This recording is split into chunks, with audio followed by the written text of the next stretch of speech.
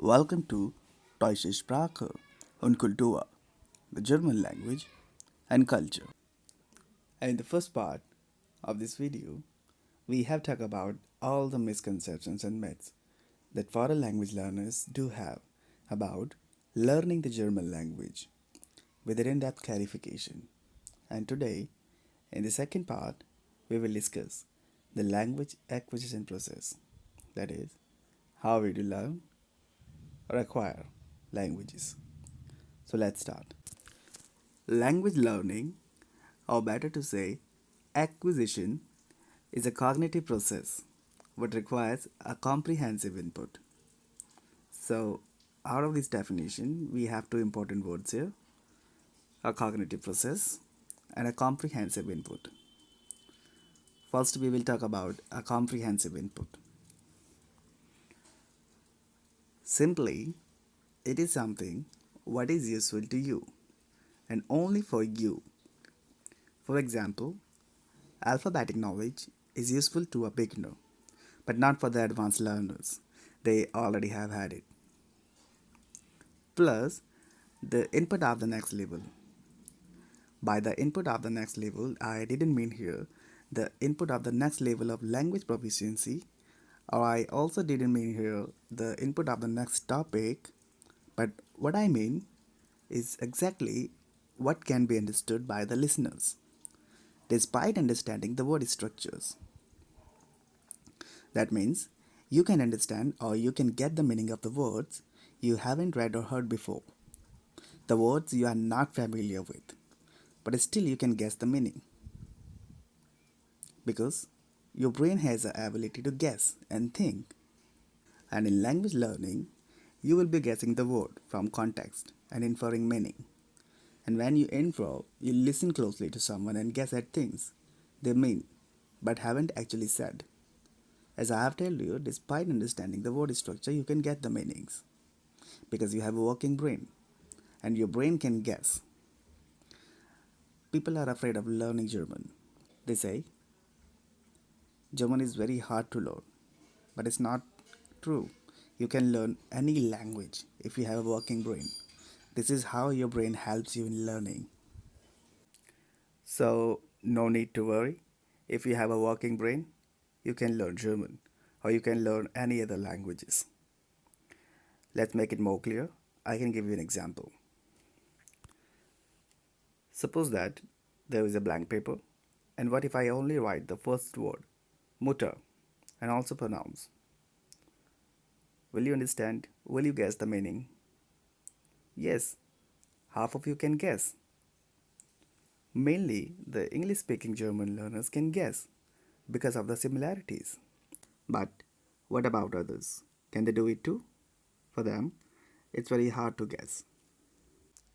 And it's also depend on your guessing power, your problem solving and your observing skills. How do you connect meaning? How do you relate? How you think? That's why not all the English speaking German learners can guess, but most of them can because of the similarities. These are similar in pronunciation and in writing. So most of them can guess. And then if I write the second word, Vater, and also pronounce, now most of you people can get the meaning and can also guess the rest of two with the help of this. And yes, it's Vater, not water, because English alphabet V is pronounced as Fa in German. Fa. Please note the point. It will be pronounced separately or let's say differently in a word or as a letter. As a letter, it will be fau, fau, or in a word, it will be fa, fa. So please do not get confused. I'm repeating. It will be pronounced separately or let's say differently as a letter or in a word. Now come to the point. And what if I paste this picture here? Now it's become very easy to guess. Now you all can guess.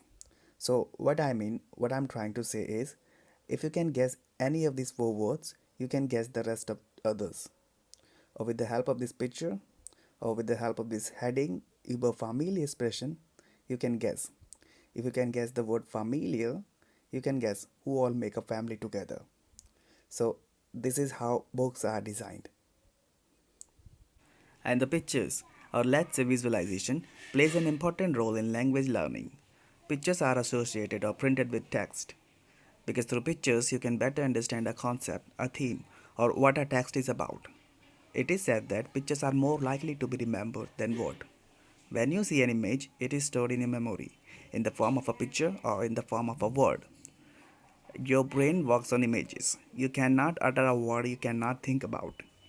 Or when you try to recall something, your mind create images. And the most important point, intake of new knowledge is processed with the existing knowledge. When something is taught, you try to relate it with your existing knowledge and try to create examples. This is how you learn. So, this new knowledge should be processable with your existing knowledge. By processable, I mean here closest to you. It should be closer to your mind. It should be closer to your existing knowledge. So you can relate and connect. So you can build your own definitions. Sometimes we do prefer a book for a specific topic or a course, but it is not the best book written on that topic or for the course. It is closer to your mind. It is closer to your existing knowledge. There are different type of students. We all are different. Teachers should know about their class community or the individual's background. Inputs are not only categorized into materialistic form, like sheets, text, and notes, but the way teachers treat their children, their teaching style, and their creativity can also be a comprehensive input if is useful to you and can be understood. That's why you need a teacher. That's how they make learning easier to you. Your teachers want you to guess or get the correct meanings all the time. Now I'm coming to the second point, what we got out of our definition, a cognitive process. What is a cognitive process? It is exactly something what we have just discussed. It is a basic mental process which includes knowing, thinking, judging, and problem solving. When we come to know about something, that means it is our intake of new knowledge. We think about it, we judge it, we observe it, and we try to connect, we try to relate, or we try to guess the meaning. That means we try to solve a problem. So, there is no doubt that we can learn a language if we have a working brain. Now, coming to the point, it is a process what a child follows since the time of his or her birth. Now, we will just take a look at the language acquisition process of a child quickly. When a child first utters a word, it is in most cases a vowel sound, then a consonant sound. The next sound is a couple of consonant like moti, dad, mom. Then he or she turns to unstructured sentences like Papa ran fast. Here we need grammar. We need grammar to write these unstructured sentences in a structural manner, to write it correctly in a correct word order. Grammar is important to learn, but first you need to utter these unstructured sentences. That means you need an exposure, just like a children. Exposure to the language, exposure to an environment in which the language is spoken, or you can create your own environment. It is said that children can learn a language faster than adults. It is somehow true, but they also have advantages. They are fearless. They can walk in any conversation whether they know the words or not, but you hold yourself back. And they have thousands of hours to spend learning German. Maybe you don't have. So, they actually get an exposure. They observe activities, actions, and expressions and combine meaning with them. As an adult, you can do it too. Maybe without advantages, but still you can do it. You just need a comprehensive input and your mind can perform this cognitive process number of time in life. A child has spent months before he utters a word, so it is an unconscious learning.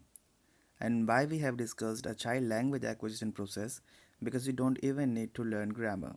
In language acquisition, you will just get to it and can speak each and everything very clearly without having learned it, as same as you did while acquiring your mother tongue. Today's four words that we have learned already are Vater, Mutter, Bruder, Schwester. Of course, father, mother, brother, and sister. Vater, Mutter, Bruder, Schwester. The words a child utters first of all, then alphabets. In the next session, I will start with alphabets as it is the first step of learning a language. So we have to follow. Now, it is clear that your mind can perform this so called cognitive process and you can also get your comprehensive input. But what you need other than this is a teacher's guidance. A teacher's guidance is also very important. So, I will try to serve you this comprehensive input with the proper guidance and answer to your questions. And congratulations, you have a working brain, so we can do it. I hope you will find it interesting. Thank you very much.